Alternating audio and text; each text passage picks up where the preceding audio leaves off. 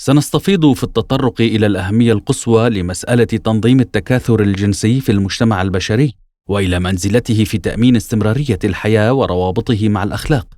وإذا ما عدنا ثانية إلى موضوع الإنسان بصفته المحور الأساسي في بحثنا، وإلى علاقته مع العالم البيولوجي، فسنرى أن كل الموجودات في العالم تكاد تكون مختزلة في الإنسان، إذ أن كافة مزايا الحياة التي نشهدها في عالم النبات والحيوان يمكننا مشاهدتها داخل الإنسان. هذا ما يدلل بأحد معانيه على أن الإنسان هو غاية عالم الحيوان والنبات المتطورين باستمرار، وهو وارثهما أيضا. أما وجود كائن حي أعلى من الإنسان فيمكن تصوره كاحتمال ليس إلا، وقد تجعل القوة المذهلة لدماغ الإنسان وخاصيته في التفكير من وجود كائن أرقى أمرا لا داعي له، فالقدرة على التعلم، والتي تعد خاصية أساسية لدى الكائنات الحية، قد وصلت ذروتها لدى الإنسان متجسدة في رقي دماغه إلى مستوى التفكير. إن معرفة الكون لذاته تتحقق في الإنسان، وربما الآية الواردة في الكتاب المقدس والتي جاء فيها خلقت الإنسان لتعلمه تشير إلى هذا المعنى. لا شك أن الإنسان مجموع تراكمي لحيوية كافة الكائنات من نبات وحيوان، لكن عكس ذلك غير صحيح، أي وبجمع كل النباتات والحيوانات لا يمكن الحصول على الإنسان.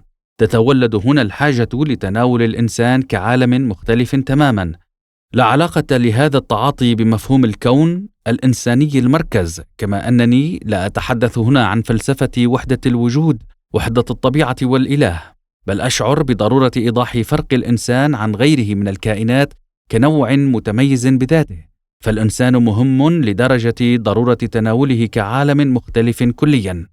ثالثا، إذن فالبحث في الإنسان كنوع حقق وجوده في مجتمع خاص به يعد أسلوبا مهما وثمينا بالنسبة إلى البحث عن الحقيقة ونسقها.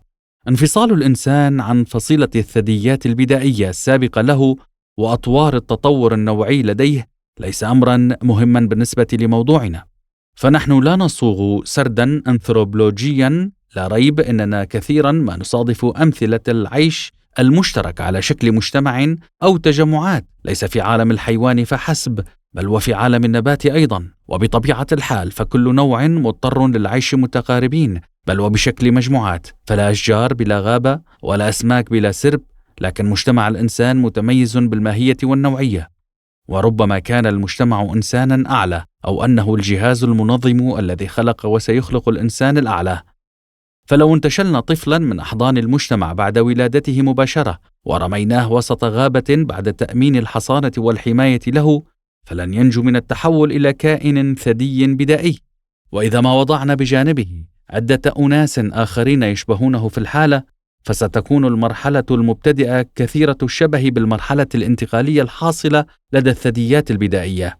لكن هذا الأمر لا يسري على عالم الحيوانات. هذا الوضع لوحده يدل بشكل صارخ على القيمة المختلفة والاستثنائية للمجتمع الإنساني، وينير بشكل فريد دور الإنسان في بناء المجتمع ودور المجتمع في بناء الإنسان. لا ريب أنه ما من مجتمع بلا إنسان، لكن الضلال الأكبر يكمن في اعتبار المجتمع مجرد تجمع من الأناس، فالإنسان بلا مجتمع هو كائن بدائي، في حين أن الإنسان المجتمعي قادر على التحول إلى قوة مذهلة وعلى بلوغ قدرة فكرية عظمى. وربما كان قرار من الإنسان سببا في تحويل العالم كله إلى صحراء، كالإقرار بتفجير القنابل النووية. فهذا الإنسان قادر على القيام برحلة إلى الفضاء وباكتشافات واختراعات لا محدودة. إننا نسرد هذه الأمثلة لإيضاح قوة المجتمعية وقدراتها.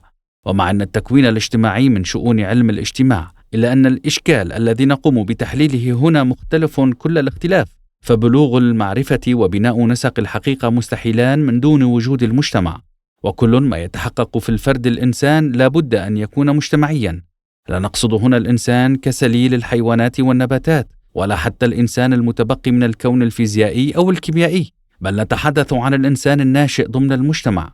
لقد قامت كل نظم المدنيات بما فيها الحداثة الرأسمالية بالبحث في الإنسان منفصلا عن التاريخ والمجتمع، أو بالأحرى تعاطت مع كل الأفكار والبنى المتشكلة المعنية بالإنسان وتناولتها بعين منفصلة عن التاريخ والمجتمع، بل وطرحتها كإنجاز للأفراد المتعالين على المجتمع.